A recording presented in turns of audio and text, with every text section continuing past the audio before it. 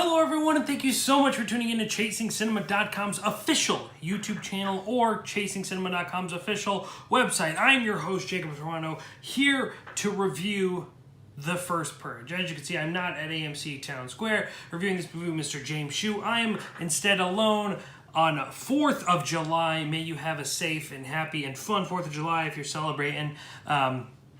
But since it's the holiday, we are not at AMC. But I'm going to give you a pretty easy breakdown of the latest movie, which is opening today, and that's The First Purge. The fourth film in the Purge series, which actually originally came out in 2013. The First Purge would star Ethan Hawke and was this really home invasion-esque thriller, which The Purge wasn't really the main focus, right? The Purge was an element of circumstances. In the movie, right? Like, The Purge was this thing that was going on, and Ethan Hawke just needed to be stuck in his home. There needed to be a threat outside to keep him inside dealing with some scary killers. However, they moved on to Anarchy the following year, which expanded The Purge and really brought us outside into the forefront of everything and really put us in the middle of The Purge, a night outside in America with all this going on. The third film, which came out 2016, I believe, was Election Year, which really kind of had inserted this really political, social commentary.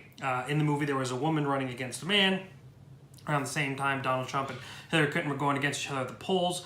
There ended up being this huge social status argument in the entire movie. And I honestly thought The First Purge was fine. Nothing that I absolutely loved or anything like that. I don't really remember much about it, so it didn't leave much of an impression. But I did feel that the movies were getting a little bit more entertaining. However, there were some setbacks. Like, for instance, I don't think the social commentary about class and race was actually part of the original plan. I think the movie made some broad choices that were kind of questionable, and they ended up adapting by making it sort of a social commentary. Now, I could be completely wrong at that, but with my dealings with the first two movies, or even the third movie, I thought some things were questionable, but not coming off in a way that they was trying to make a comment about it, just more state of fact. Now, Election Year, however, as well as The First Purge, really just kind of take it upon themselves to make these broad statements. I mean, in the other movie, there are some pretty high-class, very rich religious characters who are, part of the evil group. In the movies we've seen previously, the rich white upper class is kind of the ones paying to kill off the lower class African-American, Latino minorities. And here that appears as well. But let me give you a little bit about The First Purge. The First Purge takes place in Staten Island. It's known as the Experiment. The new Founding Fathers of America, this group which eventually starts the Purge, which it's not initially called, it's actually called the Experiment, on Staten Island. It's a very secluded version. They're trying to get people to stay in Staten Island for this experiment to see if it works. Doing that, they're actually giving people $5,000 to stay, more if they participate. So the idea is that they are paying the poor who can't afford their bills to stay, knowing that they really don't have much of an option and they're going to stay no matter what, hoping the Purge will prove that if we release all of our anger and our hate and violence inside of us and let the animal side of us come out, only one night a year, it will reduce crime indefinitely and really change America, right? Well, we know going forward that the Purge is actually, accepted and everything like that, but here it only happens in Staten Island and everyone is up in arms against it.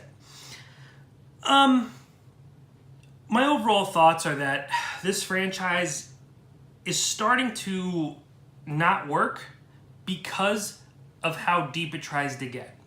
I think The Purge is an interesting concept, even though it's pretty ridiculous and very simple.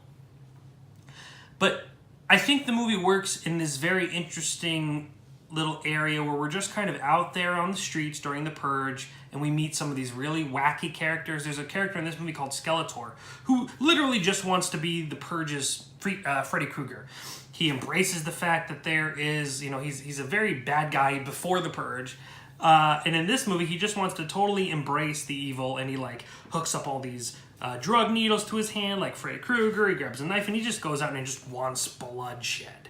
And though it's kind of a silly character and takes us out of this kind of serious world and social commentary they're trying to build, it's kind of the one really, really out there character.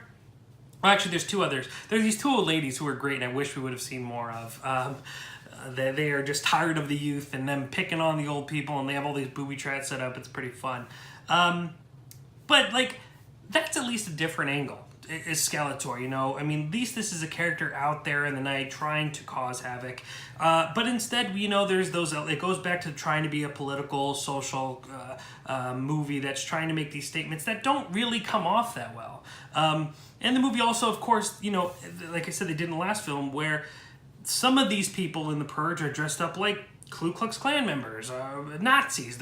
They are basically just kind of giving the satisfaction of dressing people up as Klans members and Nazis and then killing them off. Like, that's the big pop, because they know people will cheer that, right? Like, oh, that's evil getting its due. So that stuff, to me, is where the movies all kind of fall apart. Like, I think, and if you don't know, The Purge got picked up for a USA 10-episode event that was made apparent during the credits of this movie. I don't know if that was just during our screening or if that will actually be how it will be, but they are coming to USA for a television series, and I think that's where the actual interesting things can develop. Do I think they'll go that way? I don't know. I think that they're going to try to keep this social commentary, the rich versus the poor, the races and social commentary wars going on. I just don't think, and it's not that I'm against that we have those commentaries, it's just they don't present it in a very smart or clever way. The ideology in the movie is just that these people are doing this to kill off the minorities, the poor, those in the poor social structure, and it becomes kind of, you know, this very simple movie. But here's the problem with the First Purge, right? Like, this is the whole idea, right? The idea is that they have the First Purge, and because there isn't enough violence and it doesn't seem that the Purge is working, the government, or the new founding fathers of America, bring in militia groups from all over the world to incite violence, right? And it becomes the them versus us type of deal. Overall, I think that this was one of the least exciting Purge movies. I mean, the first Purge movie, I don't really connect it because we weren't out there, we weren't experiencing the Purge. The second and third films I can't really remember much. They both really mesh together. I don't know exactly which one was which. I remember there being a little bit more of a fun element and thrill element. Here, that kind of lacks. I mean, if you like the other Purge movies and you just get a kick out of them, I don't see you walking in there and being like, nah, this ain't doing it for me. I'm sure you'll enjoy it. But I think, like most, I shouldn't say most, but like movies that kind of really have a very simple gimmick, the more they try to give it depth, the sillier and harder it is to believe it. And I think that's what the First Purge suffers from. Also, the movie introduces probably the biggest star in the series since Ethan Hawke, with Marisa Tomei, who plays a psychologist who is kind of the head psychologist behind the Purge experiment. And the new founding fathers of America hire her, and they use her as representation. But she doesn't really get to do anything. Her talent is completely wasted in this movie. So that's a crime even of itself. Overall, I think the Purge could be an interesting concept, and I think we've explored it slightly in the fun way that it should be explored. But I feel like we get too mixed up in the political, social commentary, which is paper thin, and I think that's why it doesn't work for me. They didn't start that way. They didn't make it about that. They either do it too broad. It's too broad, too simple to be complex, to really have meaning.